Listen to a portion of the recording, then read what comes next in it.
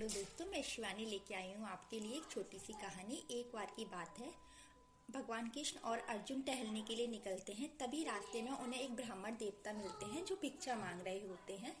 उन्हें देखकर अर्जुन को उन पर दया आती है और वह उन्हें बहुत सा धन देते हैं। धन को पाकर ब्राह्मण देवता खुश होते हैं और अपने घर लौट रहे होते हैं। तभी रास्ते में एक चोर उनका सारा धन लूट लेता है। ब्राह्मण देवता दुखी मन से अपने घर लौटते हैं और अगली सुबह फिर भिक्षा मांगने के उद्देश्य से घर से निकलते हैं, किंतु उनका सामना इस बार फिर भगवान कृष्ण और अर्जुन से होता है। अर्जुन उनसे पूछते हैं, ब्राह्मण देवता आप आज भी भिक्षा मांग रहे हैं? तब ब्राह्मण देवता सारी बात उन्हें बताते हैं कि किस प्रकार एक चोर ने उनका धन लूट लिया है।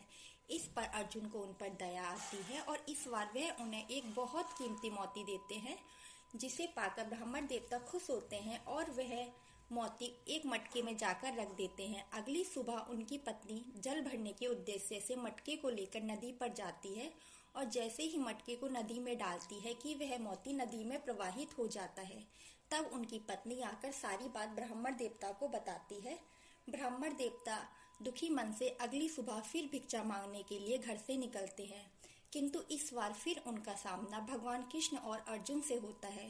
तब अर्जुन भगवान कृष्ण से प्रार्थना करते हैं, प्रभु इन ब्राह्मण देवता का दुख दूर कीजिए। तब भगवान कृष्ण सिर्फ 5 पैसे उन ब्राह्मण देवता को देते हैं, जिसे पाकर ब्राह्मण देवता मन ही मन सोचते हैं, इससे तो अर्जुन ही अच्छे थे, उन्होंने कितना धन दिया, किंतु भगवान ने तो सिर्फ मुझे 5 पैसे ही दिए हैं।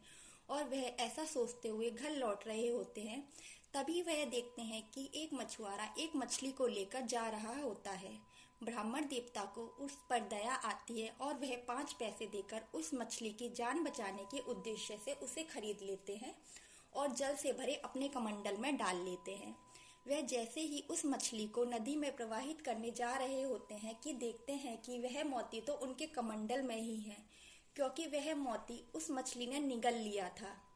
और मोती को देखते ही ब्राह्मण देवता बहुत खुश होते हैं और जोर जोर से चिल्लाते हैं, मिल गया मिल गया। तभी वह चोर वहां से निकल रहा होता है जिसने उनका धन चुराया था। वह डर जाता है कि ब्राह्मण देवता ने उन्हें पहचान लिया है और वह उनसे आकर माफी मांगता है और सारा धन वापस कर देता है। इस प्रकार ब्राह्मण देवता का खोया हुआ मोती और धन दोनों वापस आ जाते हैं।